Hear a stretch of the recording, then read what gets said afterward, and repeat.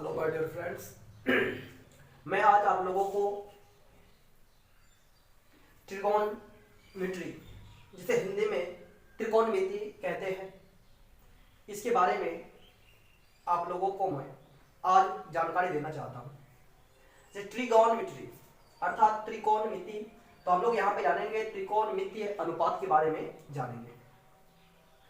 तो त्रिकोणमिति को अंग्रेजी में ट्रिगोनोमेट्री कहा जाता है। ट्रिगोनोमेट्री, तो त्रिकोण नाम से ही पता चलता है कि यहाँ पे हम लोगों को तीन कोण वाला अर्थात जिसको हम लोग त्रिभुज भी कहते हैं कि त्रिभुज जो होते हैं इसके तीन कोण होते हैं। लेकिन खास तौर पर त्रिभुज यहाँ पे भुजा के आधार पर त्रिभुज तीन प्रकार के होते हैं, कोण के आधार पर त्रिभुज तीन प्रकार के होते हैं, ये तो आप लोग जानते ही हैं।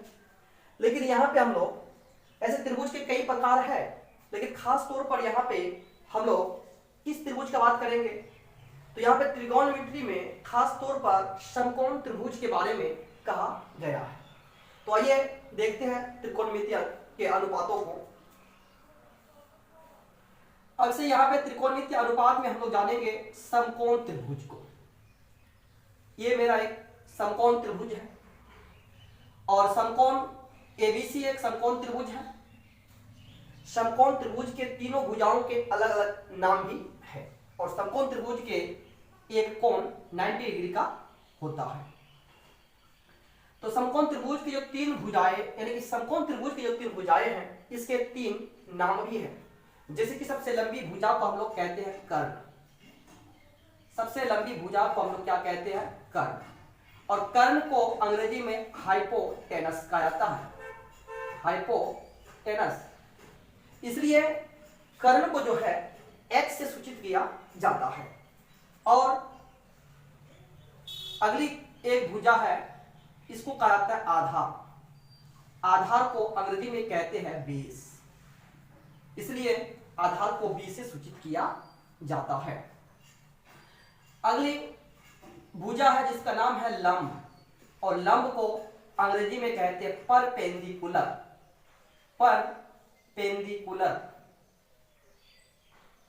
परपेंडिकुलर, इसलिए लंब को p से सूचित किया जाता है। तो अब हम लोग आगे देखते हैं त्रिकोणमितीय अनुपात। तो त्रिकोणमितीय अनुपात में जैसे कि इस कोण को हम लोग थीटा लेंगे या इसको भी थीटा ले सकते हैं। जब त्रिभुज एबीसी में कोण सी को हम लोग थीटा लेते हैं, कोण सी को थीटा का मान लेते हैं, तो उस समय त्रिकोणमितीय अनुपात क्या होगा, तो आइए इसके बारे में हम लोग जानते हैं। तो त्रिकोणमितीय अनुपात में पहला अनुपात जो होता है वो साइन थीटा होता है। पहला अनुपात क्या होता है? Sine theta.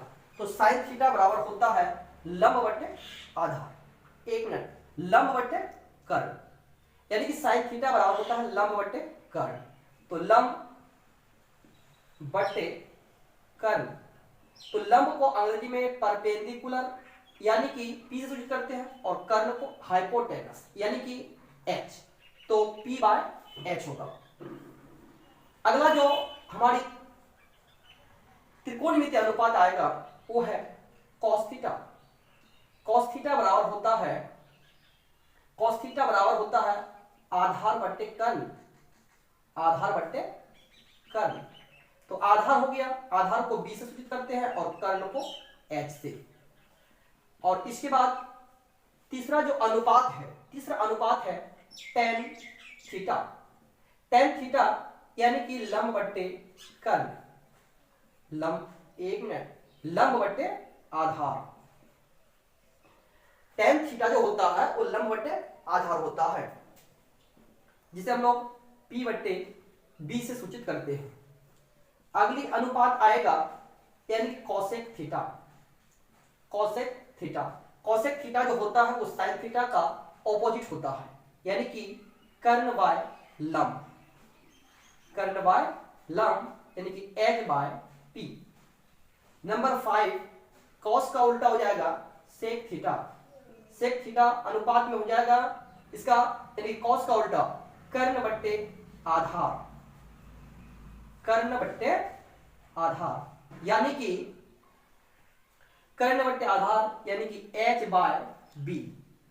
नंबर 6 में लास्ट एक अनुपात आता है त्रिकोणमितीय अनुपात, जिसको हम लोग tan का उल्टा cot थीटा के नाम से जानते हैं। तो cot थीटा बराबर होता है आधार बट्टे लंब, आधार बट्टे लंब यानी कि b/p। तो हम लोग को त्रिकोणमितीय अनुपात में बस ये 6 त्रिकोणमितीय अनुपात होते हैं।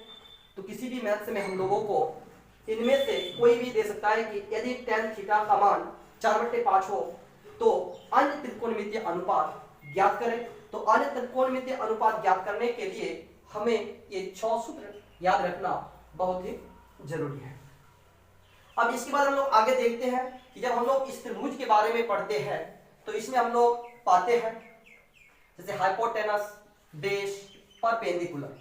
अब इसमें हम लोग को पाइथागोरस जो सूत्र होता है, तो पाइथागोरस सूत्र के बारे में भी याद रखना हमें बहुत जरूरी हो जाता है। जैसे कि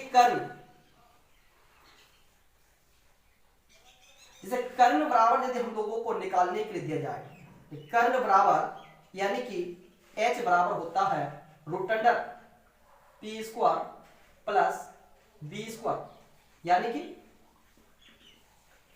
कर्ण यानी कि h बराबर जब यानी कि h का मान निकालना होता है तो उस समय हम लोग √p² प्लस b² से क्या निकाल सकते हैं, h निकाल सकते हैं। इसके बाद यदि हम लोगों को लंब निकालना हो यानी कि p निकालना हो तो p बराबर हो जाएगा h² माइनस b², यानी कि कर्ण² माइनस आधार²। और यदि हम लोग को आधार निकालना हो, आधार यानी कि b निकालना हो तो हम लोग अगली सूत्र जैसे कि h² माइनस p² से b निकालेंगे। तो त्रिकोणमितीय अनुपात निकालने के लिए इन सभी सूत्रों का याद रखना हमें बहुत ही जरूरी है। तो डियर फ्रेंड्स, मैं अब जो आप लोगों को त्रिकोणमितीय अनुपात के बारे में बताया तो उसी के आधार पर मैंने आप लोगों के सामने एक मैथ्स रखे हैं। जैसे कि हम लोग त्रिकोणमितीय अनुपात के बारे में जान लिए, तो अब हम लोगों को त्रिकोणमितीय अनुपात, एक त्रिकोणमितीय अनुपात दिया हुआ है कि यदि sin a बराबर 3/4 है तो cos a तथा tan a का मान ज्ञात करें। तो हम लोगों के सामने एक मतलब कि अनुपात से रिलेटेड यानी त्रिकोणमितीय अनुपात से रिलेटेड हम लोगों को इस तरह के मैथ्स पूछे जाते हैं और पूछ सकते हैं। तो आइए हम लोग इस तरह के मैथ्स का सलूशन कैसे करते हैं, चलो इसके बारे में थोड़ा इसका सॉल्व करते हैं। जैसे हम लोगों को यहाँ पे दिया गया है कि यदि sin a, तो थीटा के जगह पर कुछ भी हो सकते हैं, a b c d कुछ भी हो सकते हैं। तो यदि sin a बराबर 3/4 है तो cos a तथा tan a का मान ज्ञात कीजिए। तो इसका हल हम लोग करेंगे। जैसे sin a का मान दिया गया है 3/4, तो हम लोग जानते हैं कि sin थीटा बराबर क्या होता है, p/h होता है, p/h। तो इसलिए यहाँ पे p का मान जो है वो 3 है और h का मान है 4, और हम लोगों को निकालना है cos a और tan a। तो हम लोग जानते हैं कि cos a का जो अनुपात होता है तो वह होता है b/h, और tan a का जो अनुपात होता है वो p/b होता है। तो यहाँ पे हम लोगों को cos a में भी और tan a में भी हम लोगों को b की जरूरत है। तो सबसे पहले हम लोग क्या करेंगे, pb से यानी p और h से हम लोग b का मान निकाल लेंगे। तो इसलिए b बराबर जो होगा, b बराबर होता है √h²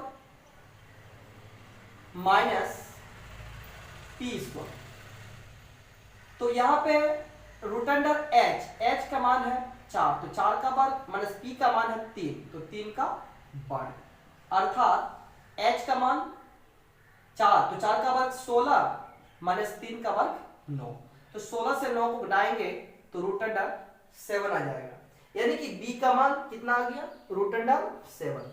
तो अब हम लोग क्या करेंगे, अब हमें निकालना है cos a और tan a का मान। तो अब cos a बराबर होता है b बट्टे h, यानी कि b बट्टे h। तो b का मान हो गया रूट अंडर 7 और h का मान हो गया 4। और अगला है tan a। tan a बराबर होता है p बट्टे b, अर्थात p का मान 4 नहीं, p का मान 3 और b का मान निकल गया रूट अंडर 7। तो यही इस मैथ्स का सही आंसर होगा, यानी कि sin a 3/4 है। तो हम लोग cos a और tan a का मान निकालना पड़ेगा।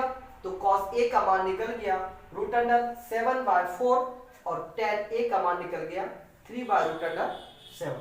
तो आप लोगों को यदि इस तरह का अनुपात से रिलेटेड कोई भी मैथ दिया जाए तो आप लोग इस तरह से इस मैथ का सॉल्यूशन कर सकते हैं।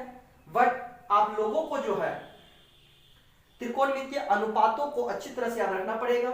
और 3 सूत्र जो आप लोगों को मैं पाइथागोरस वाला मैंने बताया, जिससे कि h बराबर क्या होता है, b बराबर क्या होता है और p बराबर क्या होता है, ये सूत्र भी हम लोगों को याद रखना बहुत ही जरूरी है।